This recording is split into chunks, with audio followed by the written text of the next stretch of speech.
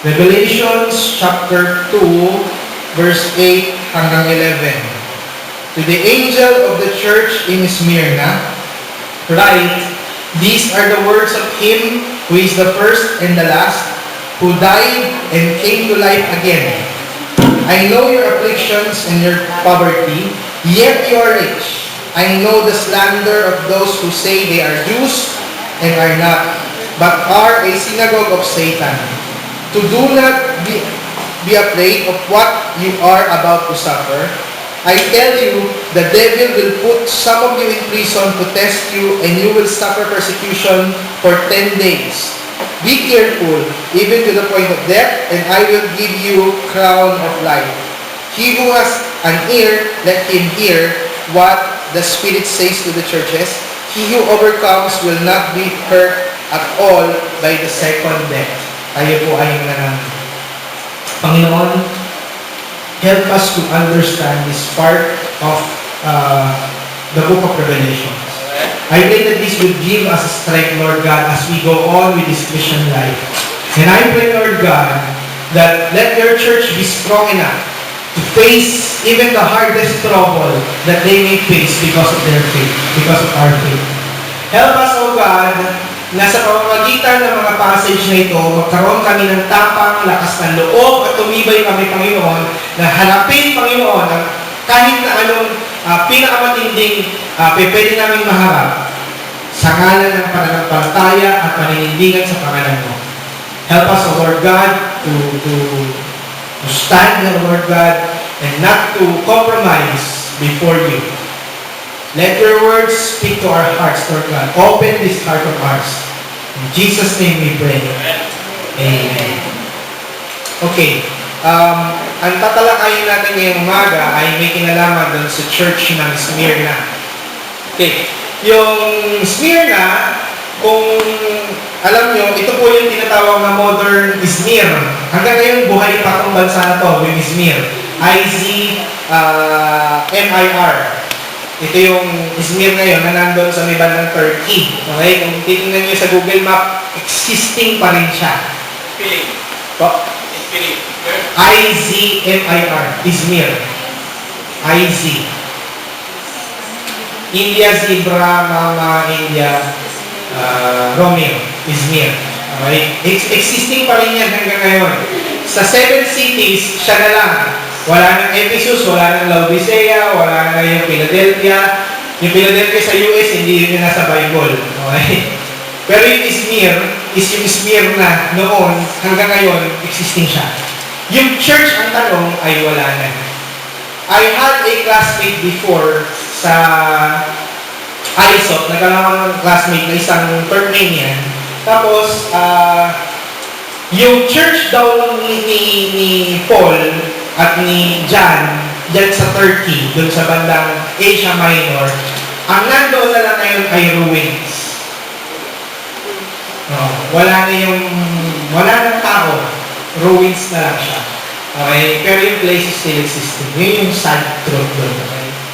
So, kung hahanapin nyo, wala na. Hindi ko alam kung ano nangyari. Pero ruins na lang siya. Pinupuntahan siya ng mga tao, parang tourist spot na lang siya. Pero wala na, hindi na existing yung mga tao doon. Okay? Tapos, ito ay maliit lang na lugar. Pero, ang maganda sa Smyrna po, matagal silang panahon na loyal sa Rome. Okay? Matagal na panahon, para maintindihan nyo lang yung history niya, matagal na panahon na ang Smyrna ay loyal sa Roman Empire. So, mostly, ang mga nandiyan na mga tao ay mga Gentiles, hindi lang mga Jews, kundi mga Gentiles. Mostly, mga Gentiles. Tapos, merong tapos. Ang mabigat dyan, yung Diyos nila na sinasamba dyan sa lugar na yan, yung Diyos na si Zeus. Okay? Ang pinaka-prominent na Diyos nila dyan, si Zeus. So, ibig sabihin, ganon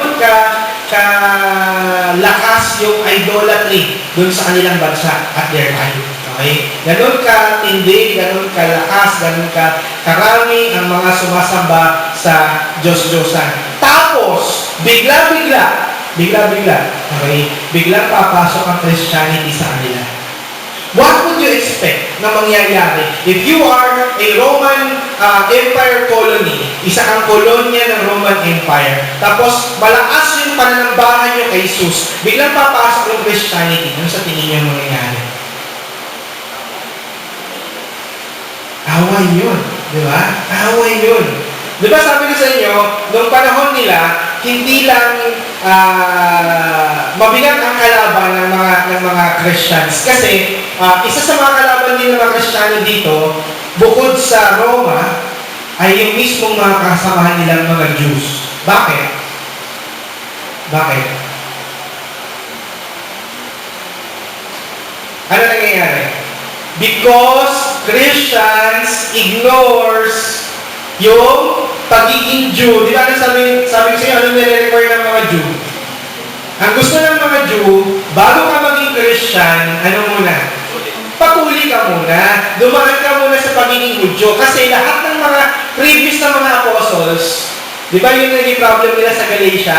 Ang naging problem nila sa Galatia, yung mga Christians, parang yung mga Jewish Christians, nahihiya sila na makita sila na kasama yung mga Gentile Christians na ayaw magpatuli. Ang gusto ng mga Jews, oy, mga Jewish Christians kayo, maging Jew muna. Bawal maging diretsong Christian. Dapat daan ka muna sa pagiging Hudyo. Etong mga Kristiyano, binabiolate nga yun di ba? Sinasabi nga nila, hindi mo kailangan maging Jew para maging Christian.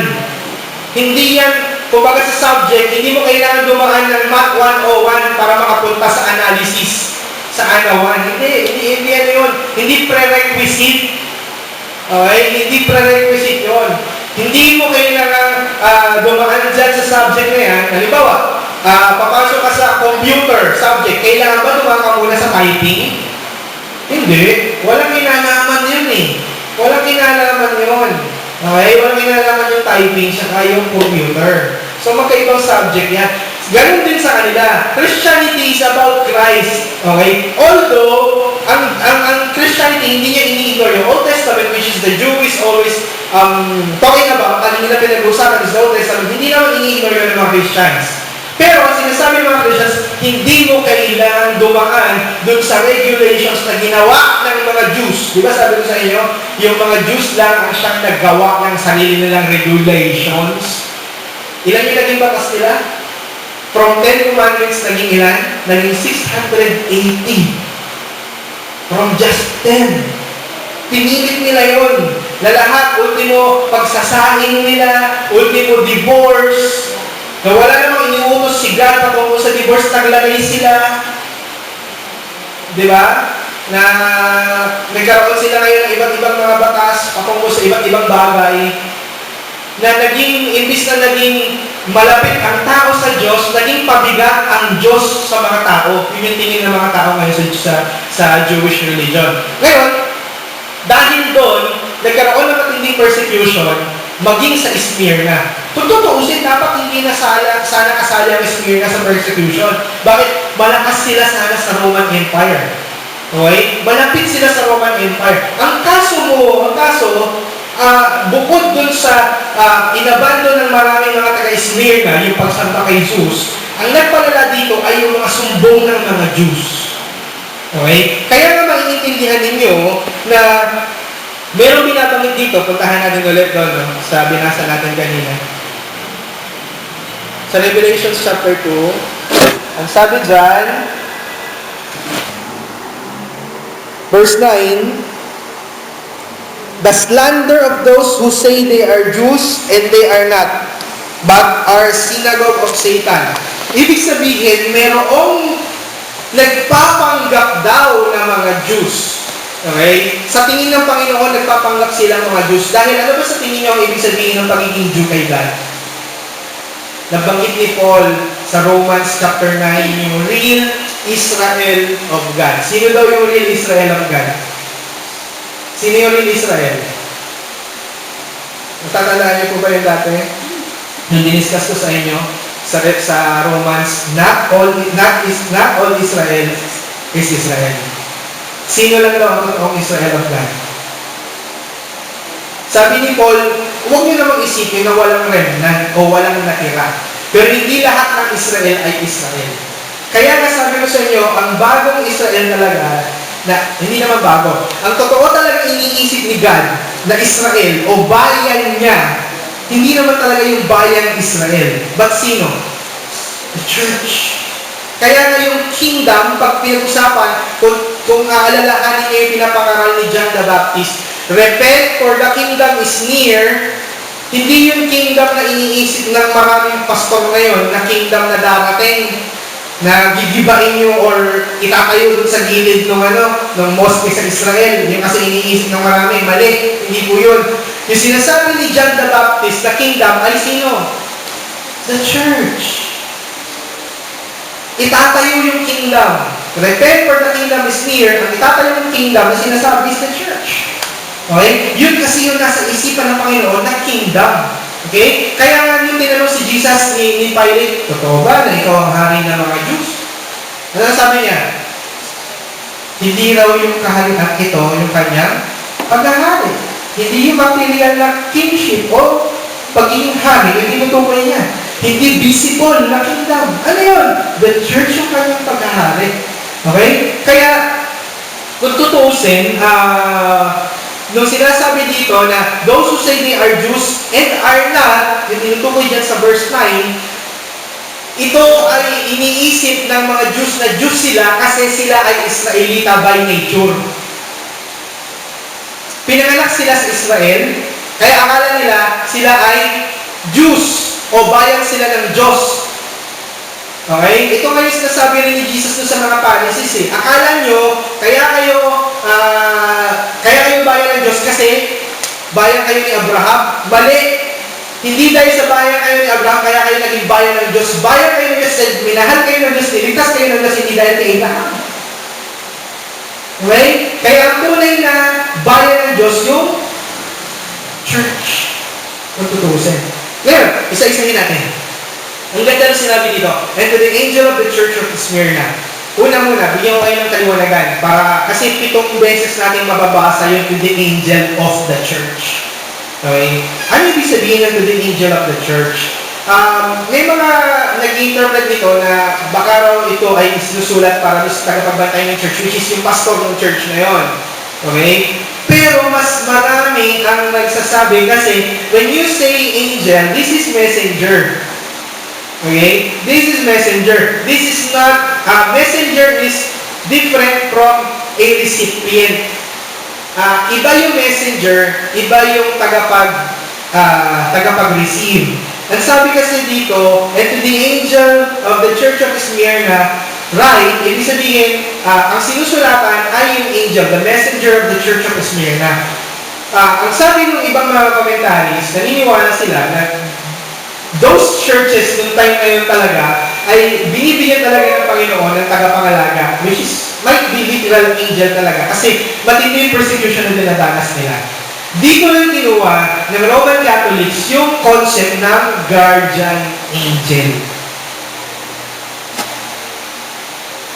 Okay? Dito nila nakuha yung concept ng guardian angel kasi merong nag-guard ng angel sa church ng Smyrna.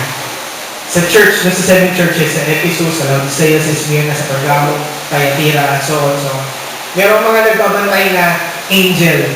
Okay? Pero, literal angel man yan, o pastor man yan, hindi yan ang importante. Ang importante is what the words of the Lord Jesus Christ is telling us here. Ngayon, kagaya nung nakaraan na sinabi ko sa inyo, laging merong construction yung letter. Ano yung nauna?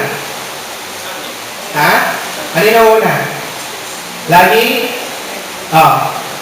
yung address muna kung para kanino. Tapos, ano sasabihin? Ano sinasabi lagi sa letter? Ano yung?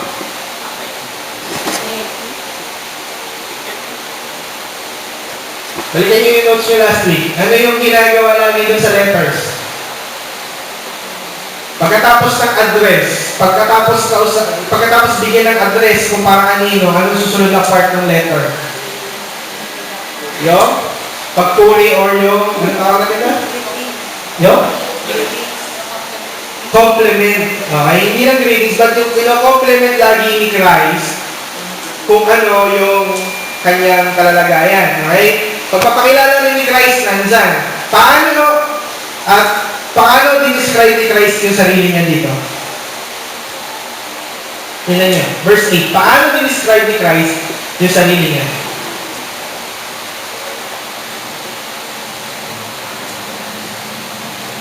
May kinalaman yun sa buong letter. Basahin niyo verse 8. Paano dinescribe ni Christ? Convinced ba kayo na si Christ yung nagsasalita? Okay, convinced tayo na si Christ. Ngayon, paano niya dinescribe yung sarili niya? The beginning and the last. Tapos? Yung? Was dead and was alive. Ano sa tingin niyo yung importansya na ginamit yan ni John? Di ba sabi ko sa inyo, it doesn't mean na talagang nakikita ni John yung vision. Kasi nilalapatan ni John ng mga imagery from the Old Testament, yung vision na nakita niya. Ano sa tingin niyo yung importansya, yung description ni John kay Jesus Christ, na siya yung first and the last, na matay pero nabuhay. Ano ang importansya niya?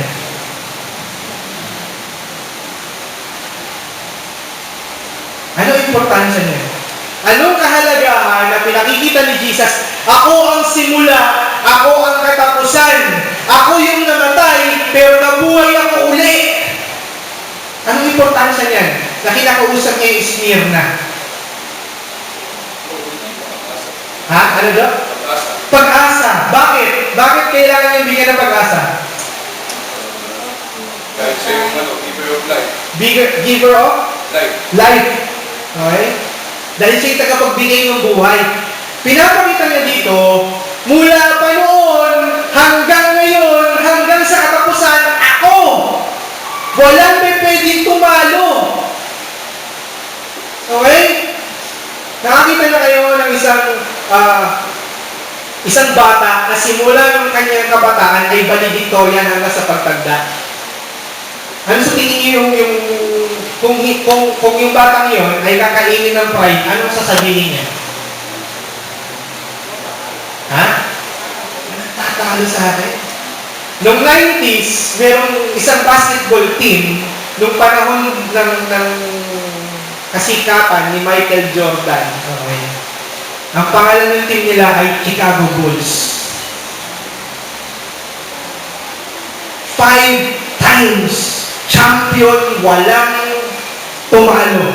5 years. For 5 years. Okay. Pero akala nila, hindi sila matatapos. Hanggang sa biglang nagsabi si Dennis Rodman. Ang unang nag-resign kasi is Dennis Rodman. Meron kasi silang tatlong magagaling na hindi kayang tumbas ang player. Number 1 is Michael Jordan. Number 2 is Scottie Pippen. At pangatlo is Dennis Rodman. Okay? Si Dennis Rodman ay hindi pumupuntos. Kung kilala nyo, kung nabuhay kayo ng 90s, hindi siya nagpo-points, hindi siya shoot yun. Makashoot yun, palakpakan ng tao pag nakashoot siya. Pero ano trabaho niya? Defense. Okay? Si Michael Jordan yung kanilang pinaka-shooter. Okay? Next is Scottie Pippen. Okay? So, yung tatlong yan, parang feeling ng Chicago Bulls, hindi na sila mawawala. Okay? Hindi na sila mawawala sa limelight until magsabi si Dennis Rodman, I'm going to retire. Nung sinabi ni Dennis Rodman, sinundan siya ni Scottie Pippen. At lastly, nag-decide na si Michael Jordan, magre-retire na rin siya. Okay? Nung umalis si Scottie Pippen sa Chicago Bulls, si Dennis Rodman nag-retire, si Scottie Pippen nilipat, si Michael Jordan nag-retire. Simula nun, hindi na ulit nakita ang Chicago Bulls sa championship. Okay? Sa Pilipinas, meron din naging gano'n, yung times na yun. Okay? Alaska. Okay? Kaya nabanggit yung kataga na wala pa rin tatalo sa Alaska. Sumikat yung tagline ngayon sa commercials noong 90s hanggang nung nag-aaral ako ng college. Lagi lagi parinig yun, wala pa rin tatalo sa Alaska. Akala natin commercial lang yun, pero meron silang pinupukol na doon, na message. Yung team nila is 6 times champion, wala pa rin tumatalo sa kanila. 6 times. Hindi nga sila nag-grants na, pero 6 na beses sila nag-champion. Okay? Until nag-design yung PBA, ang sabi nila, dapat mabuwag yung team nila. Hindi ko pwedeng sila pa rin yung team na yun. Kasi wala nang makatalo eh. So wala nang gusto na lumaban. So tinibag sila. Nung tinibag sila, wala na. Kaya ngayon ang tagline, wala pa rin panalo ang Alaska.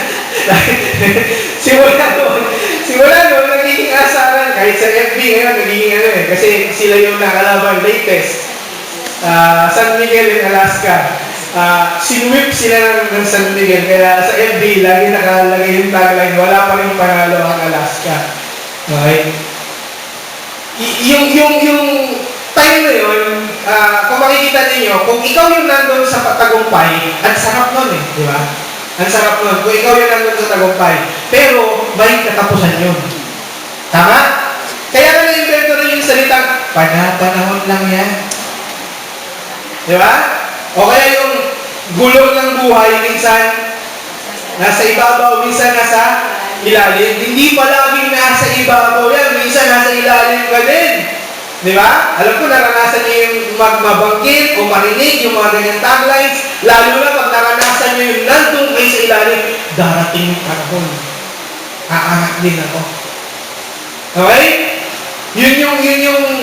Yun yung damdamin ng mga taong may pighati. Tama? Tapos yung damdamin naman ng taong nandun sa itaas, lagi na inisip na kapag nandun siya, akala niya walang katapusan yun. Tama o mali? Yun ang pagkakaiba ni Christ. Nung sinabi ni Christ na, I am the first and I am the last, ibig sabihin, kahit noon pa, hindi ako natatalo. Hello? Ito nga yung irony, no? Kung kayo si Satan, kung kayo lang isipin nyo, ilagay nyo yung sarili nyo kay Satan. Yung paa nyo ilagay nyo sa sapatos niya. Nung namatay si Jesus, ano kayang naramdaman ni Satan? Sa Passion of the Christ na movie, ginangita yung, binigyan ng emosyon yun eh. Na parang ang saya-saya ni Satan nung namatay si Christ. Tama? Napala niyo ba yung Passion of the Christ? Na parang yung isang mukhang mangkukulam doon, na parang ang dating is parang masaya siya. Parang tagumpay siya. Pero hindi niya alam na yung pagkakapatay niya, kasi akala niya, nagtagumpay siya dahil napatay niya si Christ eh. Hindi niya alam na yung pagkapatay niya kay Christ, yun pala yung kanyang katapusan. Yun pala yung kanyang end. Kumbaga, hindi alam ni Satan that this God na kinakalaban niya is the greatest manipulator of all. Okay? This God is the greatest manipulator of all. Di ba sabi ko sa inyo, nung pinag-aralan natin patungkol sa God's will, kailan nyo nalalaman ang God's will? Ang isang bagay? Kailan nyo nalalaman ang God's will ang isang bagay? Pag nangyari na. Hindi ba pwede sabihin, will ni God na makapag-abroad ako? Hindi ka nga makakuha ng passport. Di ba? Kaya mo lang masasabi na will ka ni God, pag-andun ka na, nangyari na. Kasi hindi mangyayari kung hindi kalooban ng Panginoon. Okay? So, yung isang bagay, He is the first and the last. Mangyayari kung ano ang gusto ng Panginoon. This praise that He is the first and the last shows that He is the mighty God. Even before. Sa simula pa lang ba, alam mo na God's will sa'yo si Apple? Hindi eh, di ba? Hindi naman eh, hindi yung kinakasal eh, no? Pwedeng mawala eh. Hindi niyo yun malalaman. Okay? Hindi ba pwede sabihin, halimbawa, nung kabataan ni Eugene, sabihin niya, someday magiging inhinyero ako. Hindi niyo pwede sabihin na kalooban nyo ng Panginoon hanggat hindi nangyayari yun. Okay? Kung hindi ka makapasa ng board, wala. Ano tawag nyo pag hindi nakakapasa ng board? Engineering. Halimbawa, nagtapos ka ng engineering, tapos nasa isang firm ka, tapos wala kang board. Ang tawag sa'yo, hindi ba engineering ka? Hanggang doon ka lang, hindi ka pa pwede tawagin engineer. Di ba? Hindi ka pwede tawagin, hi engineer, hindi. Ang tawag sa'yo, hindi ba engineering ka? Okay. Hanggang doon ka pa lang, hindi ka pa nagiging engineer. Wala pa yun. Okay? Naintindihan niyo po ba yung point? Nung sinabi ni Jesus na, I am the first and the last, gusto niyang bigyan ng hope yung Church of Smyrna, lahat ng nangyayari sa inyo, under control ko yan. Bakit kailangan sabihin yan ni Jesus? It might be because of what is happening with the Church of Smyrna. Okay? Malamang may kinalaman yan doon sa nangyayari sa Church of Smyrna. Ano yung sumunod na praise ni Jesus patungo sa sarili niya? Who died and came to life. Hindi ba kayo natatakot doon sa sinabi na yan? Na nagbibigay ng parang mga praises si Jesus na clue kung ano yung gusto niyang message na sabihin. Alam niyo, napakagaling na makata ni John kung sakaling Pilipino siya. Para siyang si Tatalino. Nagbibigay siya ng mga message dun sa taong kausap niya na mag-iisip siya kung ano yun para sa kanya. Ang galing yung ginawit dito ni John. Sabi niya, sa church, o para sa angel ng church ng Smyrna, ako, ang simula, ako ang wakas. Ako yung namatay at muling nabuhay. Pag gano'n na sinabi niya, ano yung impression kayanan sa inyo? Kayo yung kausap. Alam mo, na kapag kinausap ka niya, merong ibig sabihin yung message na yun.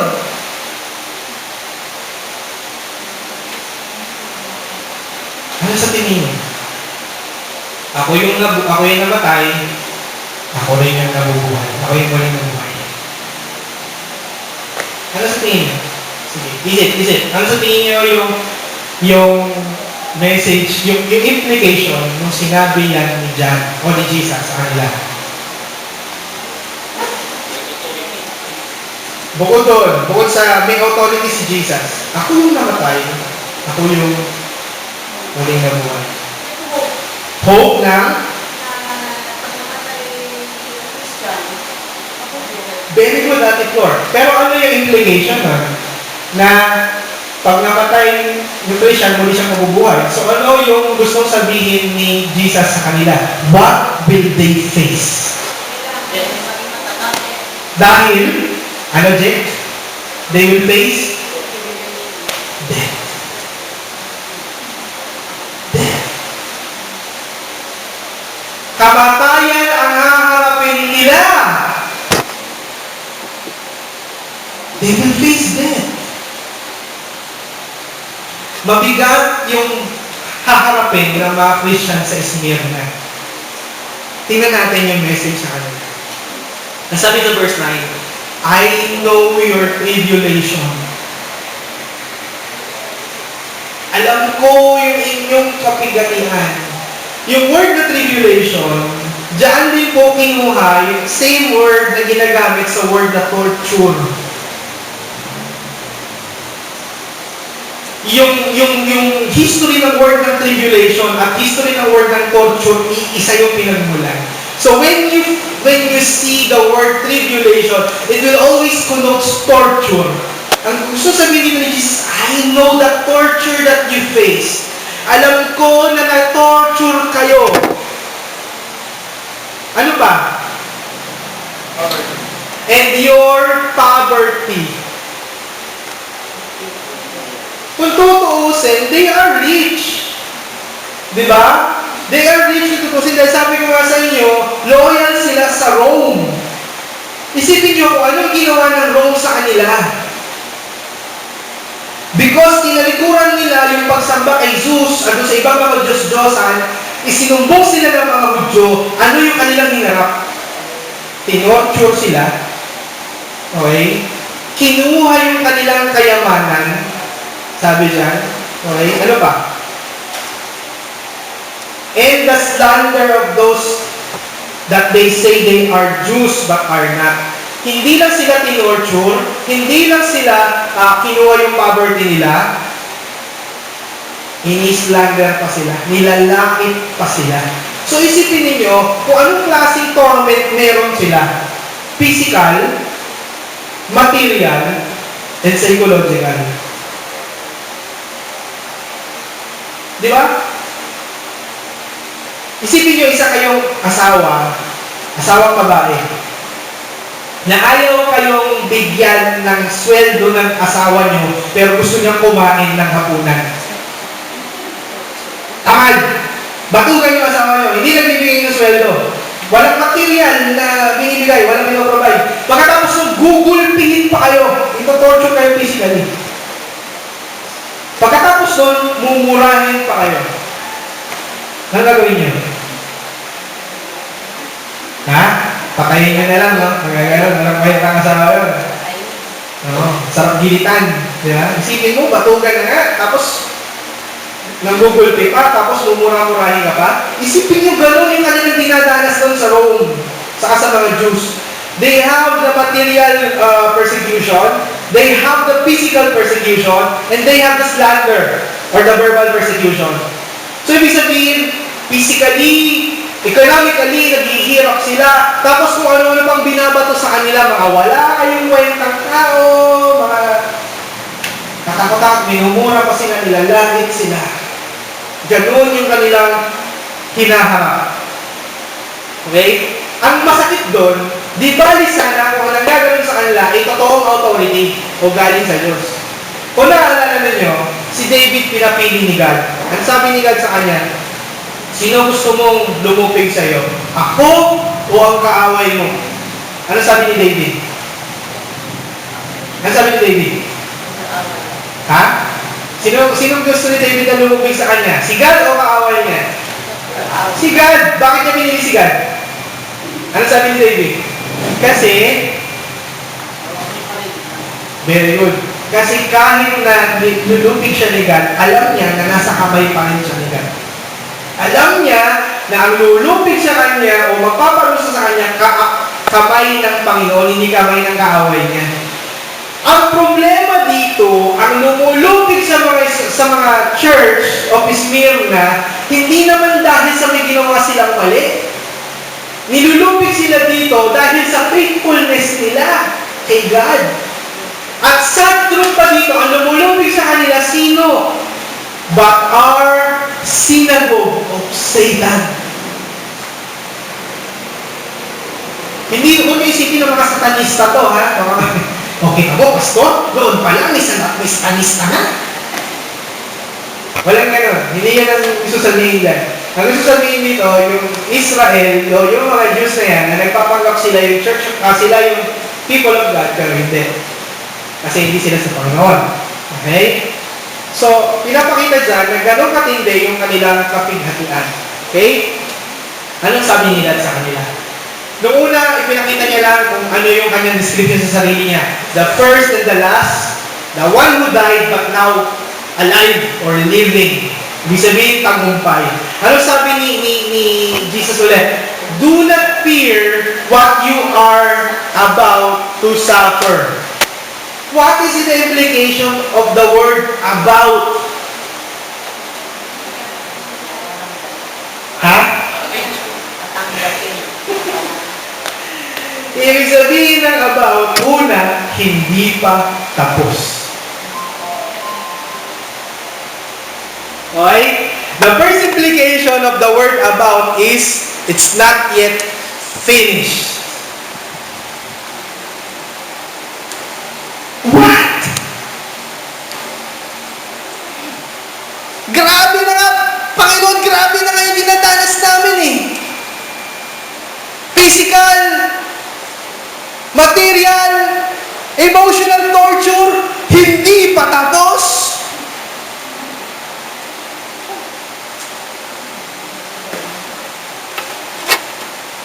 The second implication of the word about is not just it's not yet finished, but there is more or greater to come. Yes or no? Bakit binanggit ni Jesus na do not fear what you are about to suffer? Kasi there is more or greater suffering that they may face. Kasi nung una, torture, materials, slander, yun pa lang yung kanilang dinadanas. Ano yung future na mapangarin nilang harapin? Ano sabi niyo kanina? Death. Death. Tignan yung kasunod. Merong behold. Behold! The devil is about to throw some of you into prison, that you may be tested for 10 days and you will have tribulation. Saan nakuha yung 10 days? Literal 10 days? Sabi ko sa inyo, John is always using Old Testament illustrations to show or to illustrate yung mga bagay na haharapin ng mga Christians ng time niya. Mababasa nyo yung word na testing in 10 days sa book of Daniel. Okay? Kung naalala ninyo, when the 4 young men, Daniel with Shadrach, Meshach, and Abednego, was tested to eat the food of the king sa Daniel 1. Kung natatandaan niyo yun. Ano ang testing doon? Ang gusto ng hari, pinatawag niya lahat ng mga matatalino, lahat ng mga wise men sa buong emperyo ng Babylonia. Kasama doon na kinuha ay yung 4 na lalaking magagaling from Israel. Sino-sino yun? Si Daniel, tapos si Shadrach, si Meshach, at si Abednego. Hananiah, Mishael, and ano nga ba isa? Mas madali yung Shadrach, Meshach, at Abednego no? Mas madali yan So, pinatawag sila. Okay? Pinatawag silang 4. Tapos, sila ay ikinulong sa kaharian. Tapos, binigyan sila ng pagkain ng hari. Anong problem? Abomination yung pagkain nila na yun, na ibibigay sa kanila. Alam nyo kung ano yun? Ano sa tingin nyo? Ano sa tingin nyo yung pagkain na ipapakain sa kanila? Ha?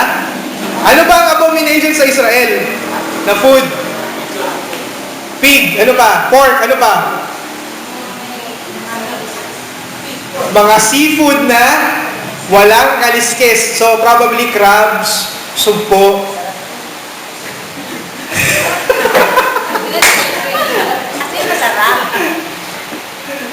Ano, pastor? Yun yung testing? Wala ba cheat day yun? Wala. Walang cheat day yun. Ano pinili ni Daniel in the tree? Ano pinili nila? Vegetable and tubig. Yun lang ang pinili nila. No wine. Di ba? Walang wine silang ininom doon. Bawal rin sa kanila yung time na yung wine ay ininom nung Babylon. Hindi ko alam kung bakit. Pero hindi nila ininom. Ang ininom nila, tubig sa vegetables. Pastor, kung kami man pala, di talaga, testing talaga yun. Diba? Kung tayo man ang dinala sa lugar ni Shadrach, Meshach, at Abednego, baka na-testing din tayo. Isipin mo, ganun kasasarap yung mga pagkain ipapakain sa'yo. Yung testing nila lasted for how many days? 10 days. Hinamon nila na for 10 days, nasabi lang, they will be tested for 10 days. Hindi sila kakain ng pagkain na katulad doon sa akin, then, iharap sila. Ano nangyari? Ano nangyari? After the 10 days? Yung mga kasabayan niya, mga parang mga Ha? mga parang silang mga baboy. 10 days na rin ha. Nung hinarap silang dalawa, yung 2 groups, those group of Daniel and those who are not group of Daniel, mas nag-excel yung group ni Daniel. Daniel and his 3 friends. Mas nag-excel sila. Ibig sabihin, ipinapakita dito ni John, okay, doon sa kanyang illustration, na after the testing, you will be proven. Okay? Ang ibig sabihin dito, binibigyan niya ng encouragement, ihaharap kayo sa matinding persecution, ipapakulong kayo, ito-torture kayo, pwedeng may mamatay sa inyo, pero pagkatapos doon, sinisigurado magtatagumpay kayo. Katulad nila Daniel, katulad ni Shadrach, ni Meshach, at Abednego, magtatagumpay kayo. Why? Because Jesus is the first and the last. Jesus is the one who died and now is living. Gusto niyong bigyan bigyan ng encouragement sila. Magpatuloy kayo kasi men, magtatagumpay kayo, hindi kayo mag-fail. Until the end. Nakuha niyo yung message sa kanila? Nakuha niyo yung message sa kanila? The strong message of God to them. Nakita niyo na ba yung anak niyo na hirap na sa exam? Sa subject niya? Sister Bilan, nakita mo na ba yung kahit isa lang dun sa apat, hirap na hirap? Anong ginagawa niya? Wala? Buti nga sa'yo, hindi ka kasi nag-aaral. Anong ginagawa niya? Hindi-encourage siya, di ba? Hanggang maaari, tuturuan niyo siya, di ba? Ayaw pagturo? Tigas sa ulo? Okay. Ako ganun eh. Pag nakikita ko na talagang kabisado ko kasi sila. Sigurado ako kabisado nyo rin yung bawat isa sa kanila. Alam nyo kung sino magaling sa math, sino magaling sa English, sino magaling sa kung saan subject. Tama? Sa kanila ganun din. Alam ko rin yung weakness at strengths and weaknesses nila kung saan sila sabi nandoon. Kaya, minsan, may mga times na komportable ako, alam ko kaya nilang mag-review on their own. Pero may mga times na kailangan, alam ko na, ando na ko, alalayan ko sila. Si God, hindi pa nila hinaharap, sabi haharapin pa lang nila. This might take 10 days or more. Pero ang sabi lang dito ni God, behold, haharapin yun for 10 days. Pero ano nangyayari? Do not fear. You will be tested for 10 days. Anong binigay niya? Anong sabi niya? Pagkatapos nun, na-end lang ba sa takot? Na-end lang ba sa pagtakot? O sa bad news? Hindi. Anong sinabi? Be faithful. Be faithful.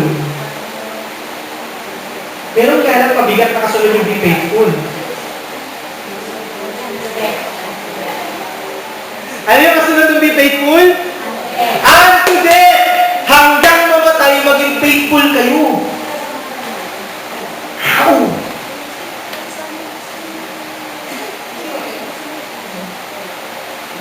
Ang bigat mo ang pastor. Ang bigat ng message ni God sa Smyrna. Ang sabi ni God, be faithful unto death. Dito pa lang, sinasabi na niya, haharap kayo sa kamatayan. Naalala niyo, nung nagseselo si Peter kay John, naalala niyo yun? Nung tinatanong ni Jesus si John, ni Jesus si Peter, Peter, do you love me? Naalala niyo yun? Pagkatapos, ang sabi niya, tend my sheep, feed my lamb. Tapos sabi niya sa kanya, nung bata ka, hindi mo alam yung ginagawa sa'yo, pero darating yung time, kailangan niya i-extend yung kamay niya. Para ipakita, sinasabi ni John doon sa kanyang sulat, sabi ni Jesus, pinoproclaim or nagpaprophesy si Jesus kung anong klaseng kamatayan yung haharapin ni Peter. Naintindihan ni Peter yon na ang tinutukoy ni Jesus, kamatayan niya. Ano sabi niya kay Jesus? Ano sabi ni Peter? Lord, paano naman si John?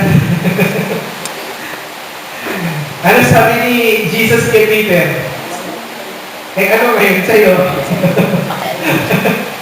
Ano ngayon sa'yo? Kung ayoko siyang mamatay, hanggang sa bumalik ako, ano ngayon sa'yo? Ano ang mararamdaman ninyo kung sasabihin sa inyo ni God, right now, oy, ikaw, 10 days na lang mamamatay ka na. What will you feel? What will you feel?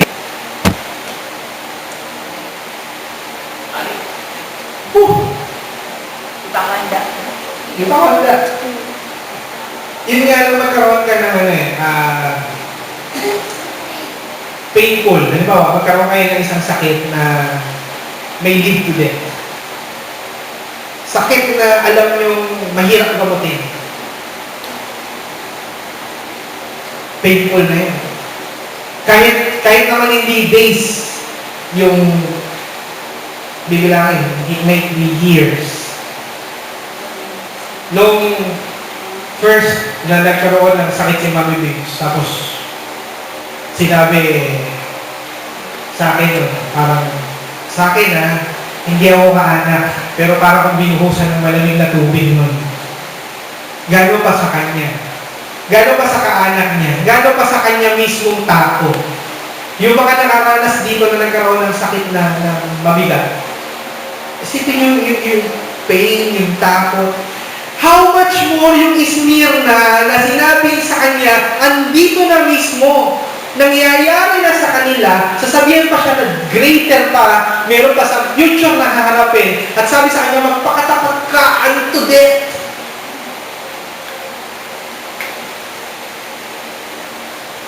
Smyrna Church is being called to be faithful until death. Pero hindi yun doon nagtatapos. Kasi ang sabi dito ni Jesus, unto death, and I will give you the crown of life. Hindi ending ang kamatayan. Actually, it is the start. Crown of life is not literal crown. Huwag niyo isipin na katulad na tinuturo sa atin dati na nabibigyan tayo ng putong pagdating sa langit. Ano yun? Padamihan tayo ng corona. Hindi po totoo yun. Crown of life only means eternal life. Ito nga lang yung masakit. Yung crown of life, kaya mo lang yung mararanasan. Eternal life, kaya mo lang yung mararanasan. Kailan? Kailangan mo muna mamatay. O kailangan mo nang bumalik si Christ. So if there is something happening to us because of our faith, even unto death, don't worry. Kasi ang kasunod nun is eternal life.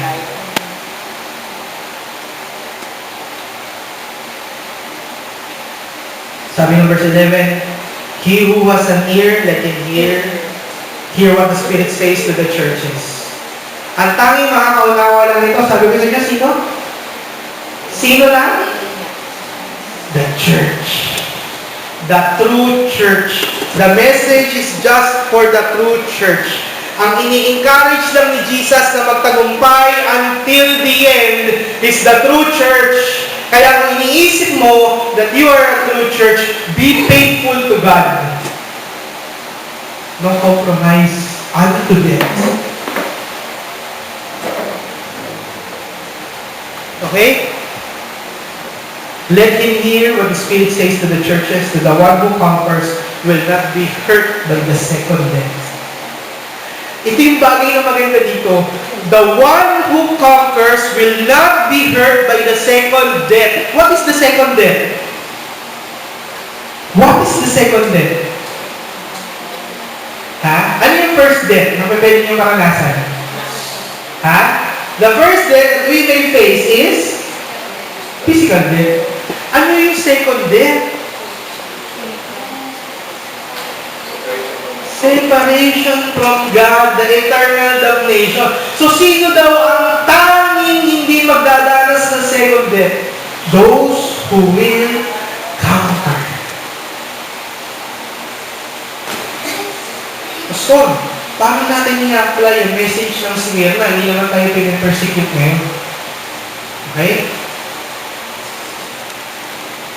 Okay, ganito, isipin nyo.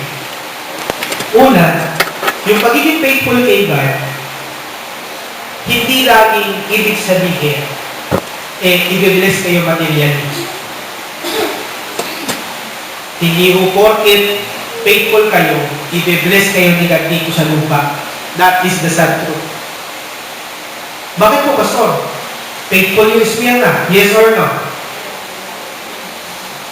Binless ba sila? Ano sinabi sa kanila? What will they face? Tribulation and to death.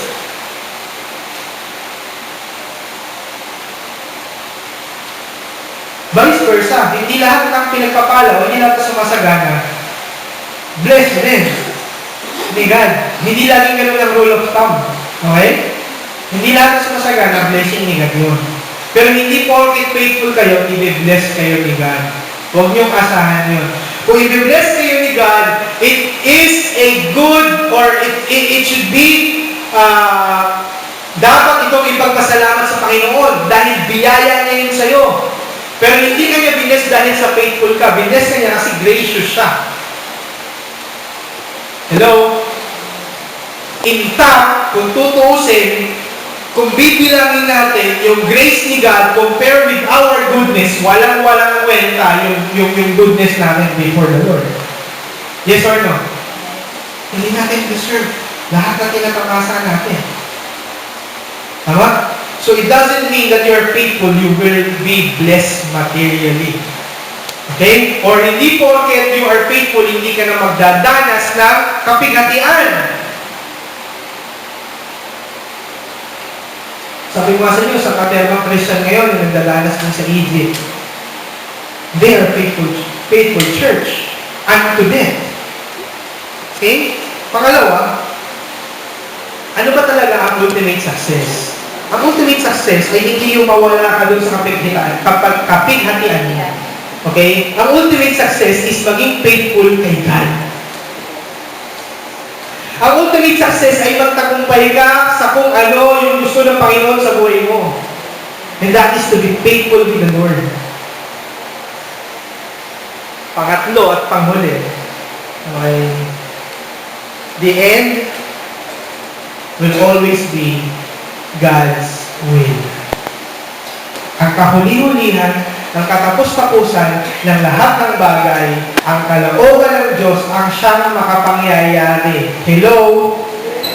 Tama? Kahit pa po abutin ang buhay niyo ng 120 years, kung impyerno ang punta niyo, it doesn't make any sense. Hello? Ano mas pipiliin nyo? 120 years sa lupa? Na eternal ka sa hell? O hindi ka aabot na 70 years old, pero eternity naman sa piling ng Panginoon? Nakuha nyo? Lagi ang ending ng lahat ng bagay ay ayon sa kalooban ng Diyos.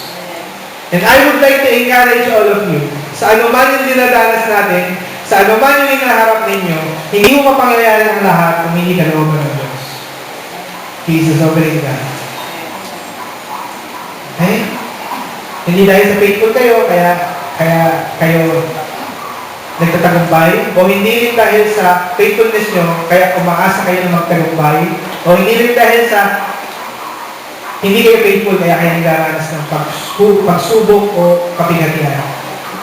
Lahat ng bagay, hawak ng Panginoon. It is according to His sovereign will. Okay po? I hope na nakatulong sa inyo yung message ni God sa church ng Smyrna. Tayo pong lahat ay tuloy. Father God, thank you for all the things that we face. It might be easy, O God, at times. It might be hard, O God, at times. And there might be times that we face hardships because of our faith. And dahil sa pananampalataya namin, minsan nagdaranas din kami ng kapighatian. Pero Lord, walang-wala ito doon sa dinanas ng mga taga-Smyrna. Pero Lord, I still believe that you are the mighty God who preserves your people. At ang kahuli-hulihan ng bagay, Lord, at kagaya ng sinabi ng Panginoong Jesus, He is the one who died, but is now living. We know that there is life in you. Whatever or what might happen to us, we know that everything will happen according to your will. Kaya nga, Panginoon, kami po ay nagsasubmit sa iyo. Let your will be done in our lives. Whatever circumstances we may face, whatever persecutions we may face, Lord God, help us not to be tempted, to give way, Lord God, to temptation. Help us, Lord God, to be strengthened by your Spirit, not to compromise. Whatever slander, whatever tribulation, I pray, O Lord, that let your will always be done in our lives. Thank you, Lord God. Sa iyo po ang lahat ng papulit pasasalamat sa pangalan ni Jesus.